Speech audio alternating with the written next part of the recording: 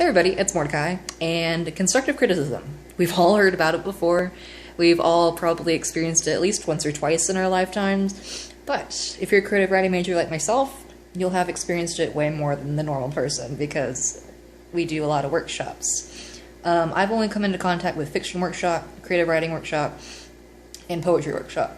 So 3, even though I've been in 4 technically because I had also poetry collections workshop, which is just more than like one poem. You get a collection of poetry. I'm not really a poet. I don't really like writing poetry, so that's about as good of a definition as you're gonna get it from me about it, so sorry. Anyway, the reason I bring this up is because I, myself, have given myself constructive criticism, and I don't really know where it came from because, you know, when you're writing a piece, I mean, even as a seasoned writer like myself who's written 190 fan fictions, holy shit, like, I was actually looking at the count earlier today, and it's like, I really did write all of these. You're not going to think they're all perfect, and there's some that I think are pretty shit. But I don't have a beta reader, I don't have an editor, so, you know, typos do slip up into the fix every now and again, especially when your keyboard's like, I'm going to correct this. Anyway, I say this because, you know, you're biased, even if you think your writing is garbage, or you think it didn't go as well as it should have, even if people tell you, like, oh, it's alright, or it's good. There have been moments of doubt in my writing history. But yeah, so chapter 24 of You Look Like a Girl, it's still in progress, and I was trying to rush a scene. Basically, what's happening right now, if you've read chapter 23, you will know that, I think it was both Daphne and Jonas, they were talking about, like, that they were gonna invite Felix and Marcia to, like, come up to Sweden, but do it separately. That way Joel didn't know that they were coming to support them, because they were gonna come into contact with their family and come out to them, like, officially. And so chapter 23 was just their flight to Sweden, and it ended with Rumi confronting their parents and about to get into the coming out part and the argument part. So chapter 24 opens up with the discussion, and I got through that, which I'm really proud of myself for getting through that, because that also was written kind of rushed, but fixed it, thank God. When they get out of the situation, like when Rumi's like, I've had enough, we're leaving the house, they're going to this beach, because I was looking at frozen beaches because of one of my Swedish people's Instagram stories. It wasn't Felix. But yeah, I think it was Jonas. Jonas and his girlfriend Bianca. Yeah. I don't stalk Bianca, okay? I just really like her and Jonas. I messed up Joel and Jonas like I always do. But yeah, I ship Bianca and Jonas. Sue me. They cute. Anyway, they went to a frozen beach, which, I mean, I'm trying to work out how that works. As a former geology major, you think I'd have that down, but I don't. I've never come into contact with it until this moment. So anyway, the thing was, like, as soon as they left the house, because the house is near the beach in this fic, they were going to, you know, get onto the sandy part of, like, where it goes from the grass to the sand. I don't know what that area is called, but they get onto the beach area, and Joel's like, who the hell are those people over there? And, like, Daphne and Jonas are just like, wait, what do you mean? It ends up being Felix and Marcia, and then, like, if they find out that, oh, they were here, both Felix and Marcia were here to support me in coming out to my parents. Well, I felt like that was just really rushed, like I said earlier, and it just wasn't natural.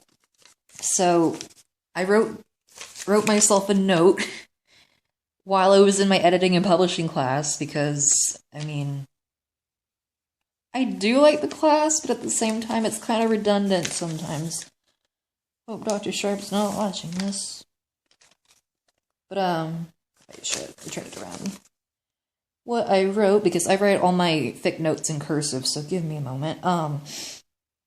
It's, might rearrange chapter 24, to where Joel doesn't notice that Felix and Marcia are on the beach until later, so that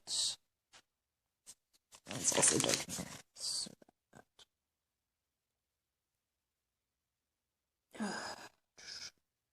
that, yeah, later in the evening, who's that?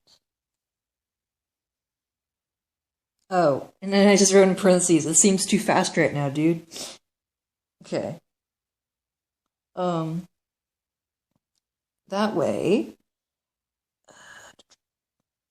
way, Joel can have alone time with their partners as they calm down from the confrontation. So yeah, I feel like that was a really good note to give myself. And, like, it wasn't biased. It wasn't like, this isn't needing a fix, which it did. Oh god. It just rushed right into the scene without, like, really processing Joel's complete emotions from the confrontation that happened, like, 2 minutes before this scene. And I was like, that's not realistic, dude. Plus, I was like, I want to write notes about this fic, because it's always what I do, especially in, like, classes where I'm like, I don't know what to write about, like, note-wise. So I'm just gonna write this until it gets to a point where I need to write down notes for the class that are not related to projects I'm writing in my free time. And yeah, that came about because, I didn't really know what else to write, because chapter 24, it's kind of a transitional chapter. After the confrontation. The confrontation is dramatic, of course, because had to have someone be transphobic in the fic to make it more realistic to people coming out as trans or non-binary. And yeah, after that, it's more of a transitional chapter into, don't know really what chapter 25 is going to be. It's probably just going to be more transition into the next plot point, which is Daphne's surgery. So, yeah, I just wanted to make that quick video because I felt it was important to note that you can give yourself creative criticism or constructive criticism. Didn't mean to say creative there, but I did. And I don't have an editing program for these videos because it's my talent, but whatever. But yeah, it's possible. You just have to take an objective standpoint on your own writing, which can be hard when you put so much effort into it and you have so much pride over it, and it gets you through the worst of your depressive slumps. Because, yeah, that's what You Look Like a Girl is to me, which I've said before, and y'all are probably tired of me saying it, but I'm not going to shut up about it because I'm fucking proud of it. But yeah, I'm proud of myself for being able to do that as well. And this is a note that I'm going to keep even after when the series is done, because I feel like it's a moment in my writing history that needs to be documented. It needs to just be with me till the end of time, I guess. Till the end of my time.